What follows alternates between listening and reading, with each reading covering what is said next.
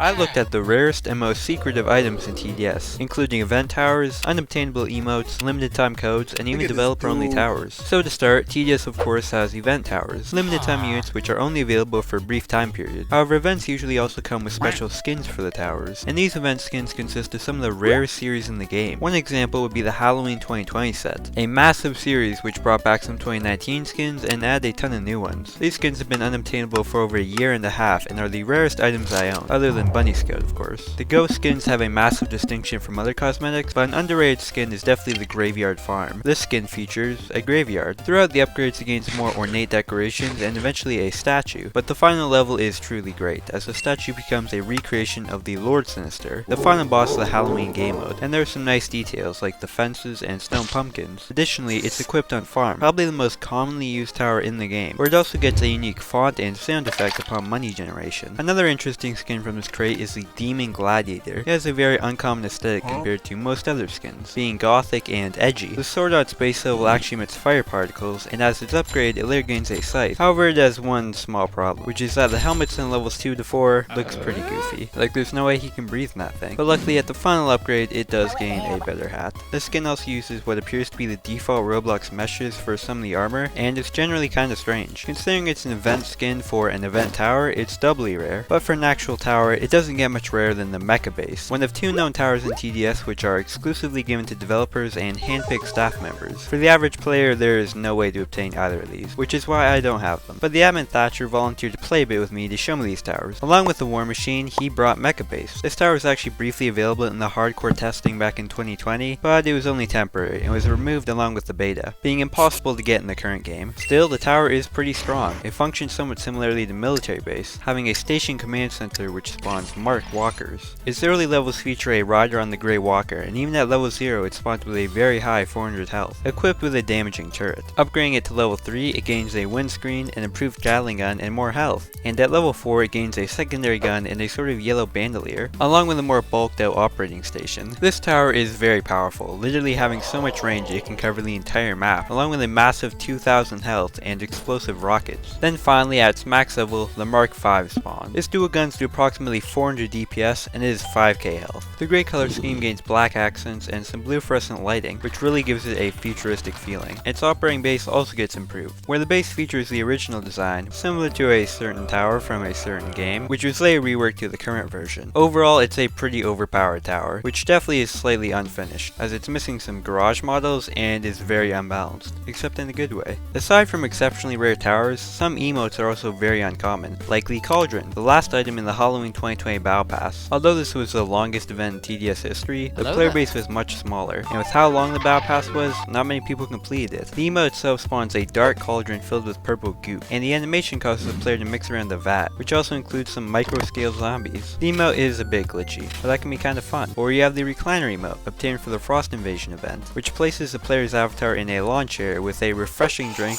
and delicious burger. Or the Lazy Couch, the iconic emote of OG players, which I don't have, since I only joined the game in 2020. Next I want to look at some of the rarest code skins. For TDS's 2-year anniversary, a code was given for one party crate, a previously retired crate only available during 2019, but I was able to get one of the 3 skins with this limited code release, where I got the Soldier. Unluckily, these skins have been heavily nerfed with tower reworks, going from bright and colorful party outfits to just the regular tower with a special hat, and a unique sound effect in place. This is one of the most obscure sets of skins in the game, and it's pretty neat memorabilia even with only a minor change, almost being more of an Easter egg rather than a fully developed skin. There's another surprisingly rare set of skins for the Minigunner, the Twitter and community skins. Both were limited time codes released to celebrate milestones on paradoxically named socials. These codes came out in 2020 and 2021 respectively. Both of them have a similar theme, with a blue aesthetic in varying shades and only minor changes to the actual model. But the best feature of these skins can be seen on the last levels, as they get much darker armor with small neon patches for their respective social media platforms of Twitter and Discord. These aren't the most noticeable, but similar to the party skin, they're a nice bonus, which adds a lot of character to the tower, and the neon gives it a futuristic feeling, somewhat similar to the prestigious War Machine itself, although the armor isn't technically the safest. And lastly, the present farm is also a code skin, which was only obtainable during Holiday 2021. This skin focuses on a pile of presents in a snowbank, gaining a sign with the game's logo, more gift boxes, and a sled as it levels up. It also gains an ornate red and yellow sleigh and a suspicious character at max level, a relaxed and festive skin, customary of farm arm, it also features a unique font and sound from money generation. This is one of the less rare code skins, but still better than most others, featuring something entirely new as opposed to recolors. A very strange skin is the Eclipse Suit armor for Executioner. To obtain this skin, you just have to own the tower, and the cosmetic itself is a pretty wide variation from the regular version, gaining a bright, light-filled head and a helmet with some strangely shaped horns, and not much else for the following upgrades. But on level 4 the tower gets a safer helmet and much more detailed armor, where at its final level the tower gets gold details which make it look somewhat like the Umbra final boss. It's also decked out in a ton of gear, with a very ornate double-edged axe, a scabbarded dagger, and a small waist cape. Overall, a pretty great skin. So going back to towers, an actual event unit is the Toxigunner, only available during the 2020 Halloween event. This tower is a mixed bag. On one hand, it does have a unique slowing ability to its shots, functioning as a supportive tower which nerfs zombies to let other towers damage them. And design-wise, the Toxigunner excels with its nuclear theme, which shines particularly on its last stage. It has ammunition containers full of toxic goop, a foam mask and respirator, and the hybrid Gatling paintball type gun, but it has no real DPS, peaking only at a miserly 25. There are plenty of other debuffing towers like Warden, Sledger, or even Electroshocker, which have more utility and additionally have much better DPS stats, aside from Electro. Many event towers fall into a similar tier of mediocrity, like the Archer, whose piercing ability isn't enough to make up for its very bad damage. It can detect flying zombies, but the same is true of much better towers like Pursue, Ace Pilot, or Executioner. And there's even more rare event towers like Commander or Frost Blaster, which I don't even have, that have their roles replaced by other towers with better stats. Lastly, there's one more very rare tower. In my game with Thatcher, there was another dev-only tower he showcased in the War Machine. Visually, it has a very clean aesthetic, with some high-tech gear on a fairly basic tower. This is an old model, which naturally hasn't been reworked, since it's literally unreleased, although maybe not for long, but still looks pretty good, with the mounted guns perfectly capturing the feeling of brute strength. And through its levels, it gets better and better armor, with more futuristic lights, stronger weapons, and a visor. Funnily enough, the upgrade icons for this tower can actually be seen on the accelerator as placeholders. But when upgrading War Machine specifically, it has a unique animation on its last level, where a void portal envelops the tower, and this final design is definitely the best. Where gameplay wise, the tower is also very strong, with high stats, I think. On its final level, it will also give a damage buff of 20% to all nearby towers, meaning it's also technically a supportive tower. As we played through the game itself with the two unobtainable towers, it went about as you would expect. We faced minor challenge, as we melted pretty much everything, and killed the Fallen King himself easily. Overall, the developer-only towers both have some of the best designs in the game, even if they are extremely overpowered, and they might eventually be available for everyone. It's pretty fun to look at some of these obscure towers and items, which I've been collecting over my time playing, and now I'm going to tell you to subscribe if you're not. It only takes a few seconds, and really justifies me putting more time into longer and deeper videos like these. Thanks for watching, subscribe, bye!